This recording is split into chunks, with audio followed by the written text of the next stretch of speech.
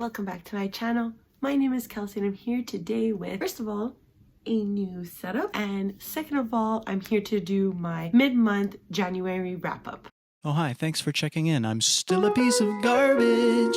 Hello, so I just want to say 3 things before starting off this video. The first thing is that besides this editing part, the footage from my camera is extremely grainy. I don't know if it's noticeable. It's extremely noticeable to me. I don't know if it's the lighting or my camera, like I have no idea, but I apologize for that if it bothers you. The second thing is that the sound in this video can get a bit annoying. I do live on a busy street. It was snowing outside. There was a lot of snow removal, a lot of tow trucks. So obviously it really bothers me just because I have insecurities. And the third thing is that on my bookshelves in the back, you will notice that there are 2 Harry Potter Funko Pops. Those were given to me as a gift, so they've always been on my shelves. So I understand if you don't want to watch this video, they won't appear in the background of my videos anymore. So thank you, enjoy. So I took a little break from filming. Honestly, I was just super busy with work, couldn't be bothered to do anything at the end of the day, couldn't be bothered to do anything on the weekend because all I wanted to do was go skiing and skating. So that's what I've been doing. But what I have done is read a lot of books. So by this point in the month, I have already read 12 books from my TBR, but I want to just talk about the first 7. So the ones that make up half of the amount that I'm currently and have read. So the first book I read in 2021 and in January was a reread for me. This is A Feast of Crows by George R.R. Martin. So I think pretty much everybody knows what this series is about, but essentially this follows the death of Robert Baratheon when his children are being put on the throne to take over the kingdom. A bunch of different families are kind of vying for their chance to be on the throne. Is like honestly the most simplest way I could describe it, but this is the 4th in the series. When I had first read this book, I did give it a lower rating than the others just because I didn't enjoy it as much. So when I went into this as a reread, I was kind of apprehensive and worried that I wasn't going to enjoy it. But I'm very happy to say that I did end up giving this a 5 out of 5 stars. I think I was just a Jon Snow stan, and he doesn't appear in this book at all, at least from a POV perspective. He does have like one speaking line in one chapter, but I think this book really showed the breadth of George R.R. Martin's writing. So yes, the main plot of the novel is just different characters walking to different locations, but I never once found it dull. As you can see, I tabbed this up because so much is happening in conversations that these characters are having with one another. So a lot of like revelations, a lot of foreshadowing. Every chapter in this felt really crucial, not only to the book but to the overarching plot of A Song of Ice and Fire. I think this novel also did a really good job shining light on some badass female characters that I think the TV show really did a hindrance to. I think George R.R. Martin did a fantastic job with Sansa, Cersei, Brienne. So obviously I love this and I'm really hoping for book 6 this year. Crossing my fingers. We can only hope. So the next book I read was a little gift to myself, as you can see.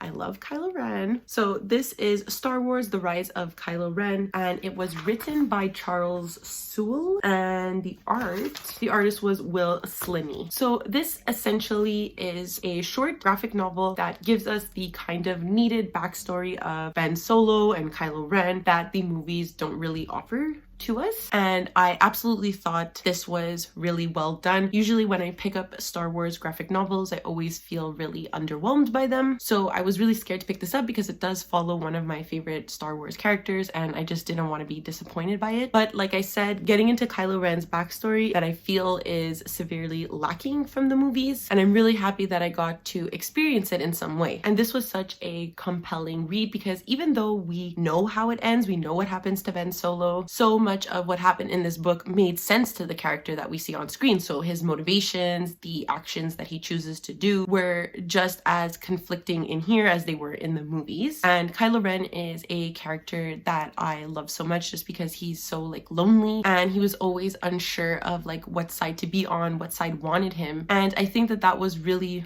well perceived by this book. This was the best Star Wars graphic novel that I've read so far in my journey, and I think even if you don't enjoy Kylo Ren as a main character like I do, I think you will still really enjoy this read. Oh, and I gave this 4 stars. So like I mentioned in my TBR, every month for the year of 2021, Lala over at Books and Lala is hosting like a buzzwordathon. So each month has a word, and so you basically have to pick up a couple of books that have the buzzword in the title, and for this month it was dreamer. So I just finished one book recently with the word dream in it, but I was scared that I wasn't going to get to it this month, so I did read a shorter novella called The Pale Dreamer by Samantha Shannon. So this is a short novella that takes place in the Bone Season universe, and I've been wanting to try that series out, and a lot of people have said that if you're unsure if you want to pick up the Bone Season, to try this novella out. This novella follows a 16-year-old girl named Paige Mahoney, and she is a clairvoyant working under this man named Jackson Hall. So currently she is doing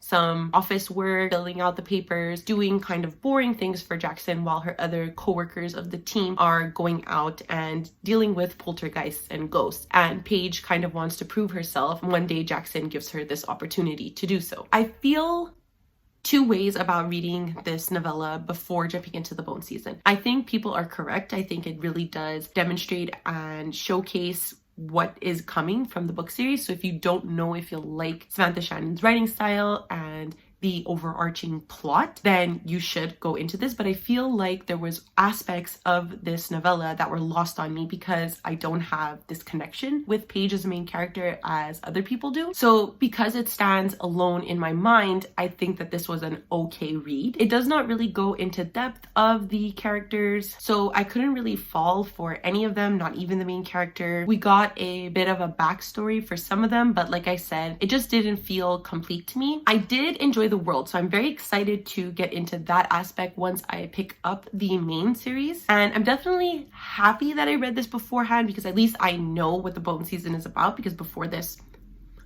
I had zero idea what it was about. So I'm happy that at least I'm aware of what these books are talking about, what they're discussing, what the world is. But just on its own, a 3 stars.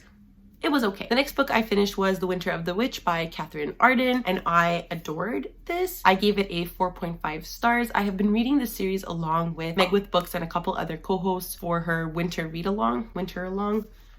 I always forget the name of the series. This is the book that is being read in the month of January. It is the finale of the Bear and the Nightingale series, and I love this. I gave it a 4.5 stars. Essentially, this series follows a young girl named Vasilisa. When she is born, it is kind of like prophesied by her mother that she is going to be a witch. And as Vasilisa grows up, she encounters a lot of spirits, a lot of forest nymphs that nobody around her can really see. And Vasilisa's life is kind of severely shifted when the impact of Christianity comes from Moscow and kind of affects her little town. So that is like a brief synopsis of the first book, and obviously the story really took off from there. In this one, Vasilisa is in Moscow. First of all, I think this was almost a perfect conclusion for me. And if you've seen any of my wrap-ups where I talk about these books, I think Catherine Arden does a fantastic job weaving her words. She paints this atmosphere that is so beautiful that it really feels as though you are walking through a fairy tale. I really appreciate how Catherine Arden had consequences for her characters. A lot of finales that I have read and I'm just never satisfied with is when there aren't really any consequences at all. And like, listen, sometimes you just want a character to die, okay? I don't think I'm weird thinking that. This series has made me care so much for Vasya and so much for the people that surround her, and I love all the characters. My one complaint, and the only reason why I didn't give this a full 5 stars, is because I feel like the middle portion of the novel, like with her other ones to be honest, feels a bit drawn out, and it pulled me out of the story for a little bit, but really that's it. I highly recommend this whole series, but I even highly recommend the whole series just to read this book alone. I think it was brilliant. I think it was excellently done, and I can't wait to see what else Catherine Arden does in the future. So the last 3 books are all by the same author. I read Elantris and then 2 short stories from the Arcanum Unbound, The Hope of Elantris and and the Emperor's Soul. So first we'll get into Elantris because this is the first one I read, and I read it in order to read those other two short stories. So this was Brandon Sanderson's debut novel. It follows two main characters, a princess named Serene and a prince named Rowden. Both of them were destined to be married to solidify a relationship between their two countries. Unfortunately, the day that Serene comes to the capital city of K in order to marry her prince, she is told that he has passed away. K is kind of surrounded or set up in front of the city called Elantris. In Elantris, it used to be this magical place where everybody had magic and were treated almost as gods by normal people. And in the city now, a kind of plague has infected a lot of the people, and they are kind of shoved into this dead city because they are these like zombie-like figures. Anyways, I ended up giving this a 3.5 stars. I went into this knowing that it was Sanderson's debut and knowing that it probably wasn't going to be my favorite book. It isn't the first thing I've read from Brandon Sanderson, so it's definitely not my favorite so far. However, I definitely think this was ambitious and I was definitely impressed while reading it. I really think only Sanderson could have made me care about these weird pseudo zombie creatures. This book is a lot different from how Sanderson has created his other world in his series, but I really enjoyed how in this novel you can really see the makings for his talent later on. This did make it a lot harder for me to get into the novel and really care about the plot, but once I did, I was immediately hooked. I think the novel really does pick off after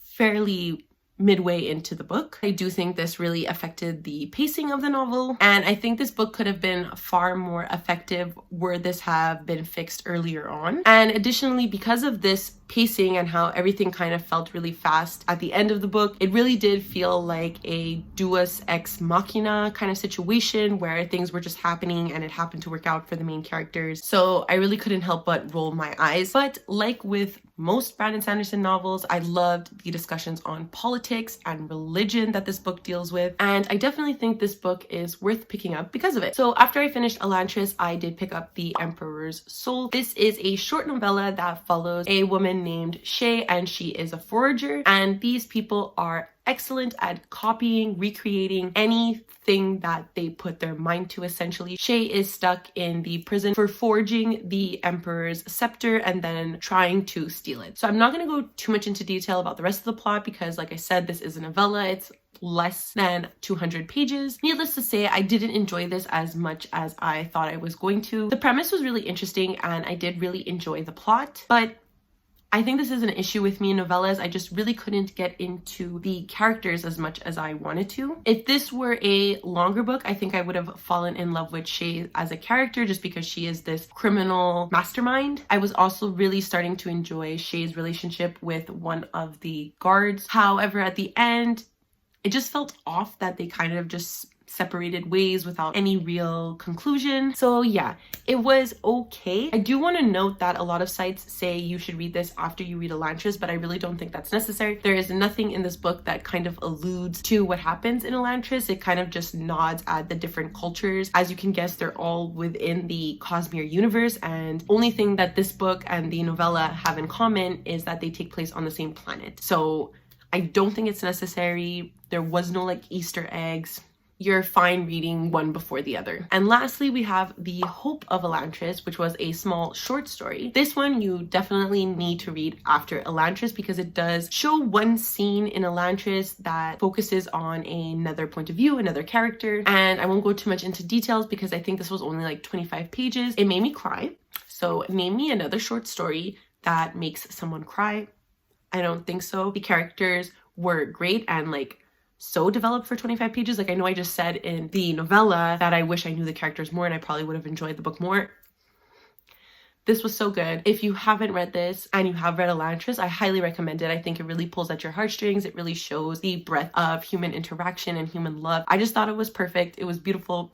I gave it 4 stars. And that's it. Those are all the books I read until the mid-month of January. The rest of the books I will be reading in the month of January are coming in my end of month wrap-up. So make sure to like, subscribe, and ring the notification bell if you want to see more videos from me. It makes me feel really good. Comment down below if you have read any of these books. Did you like them? Did you hate them? Let me know. I don't know how to end these things, so I guess I will see you next time. Bye!